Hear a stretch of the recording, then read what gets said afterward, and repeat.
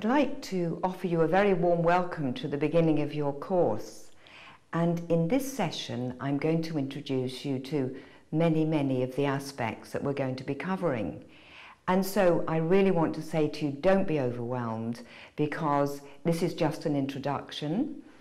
And I'm doing it in this way because I'm very aware that all educational systems, apart from maybe Steiner or Montessori in this country, have taught you in a very reductionist way. And I see this as the most dangerous way to educate people. And so the whole course is really focusing on connectedness of information, and more particularly looking at this connectedness of our universe. Everything has become so separated out. And so, as I say, I'm going to introduce you to many topics, so just enjoy it. You don't need to take notes, and we'll return one by one to these topics during the course. I'm going to start off by just questioning how we view some words, how we view the meaning of words. And the first one that I'd like us to look at would be holism. And I've so often heard people say, well, I'm holistic because I study and practice 7 or 8 different therapies. To me, that is nothing to do with holism. Holism for me is looking how we, as this human being, fit into the enormity and the grandeur of our universe.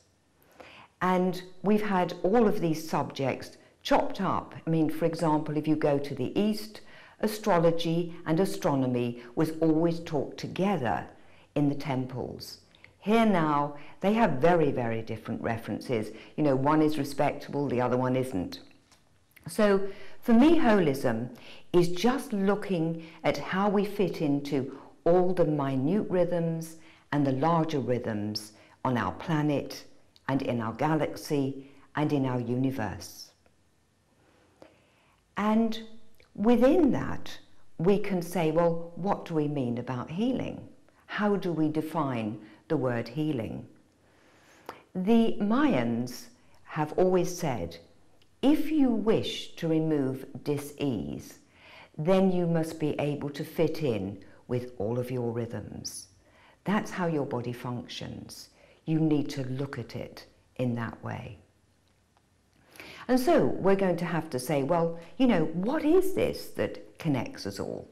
What is it that makes us all so connected? You know, we can't just have it as a thought that we're connected. And so we're going to look at how our body functions and be able to see what it is that will connect us far out to that major sun, Alcyone, and bring it right back in and look at cellular level.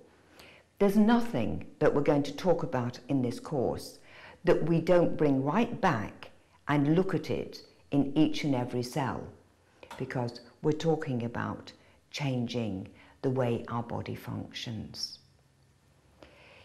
If we look at the way the Chinese are looking at connectedness and their view of holism, each point on the body has the most beautiful name.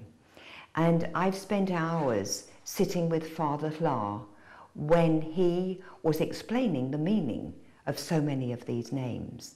And each of them connects inside our body and our being to our universe. So it's connected to this bigger picture. And I think that's such a beautiful way of looking at it. And we find that when acupuncture was taken, for example, to Canada, they completely sanitized it.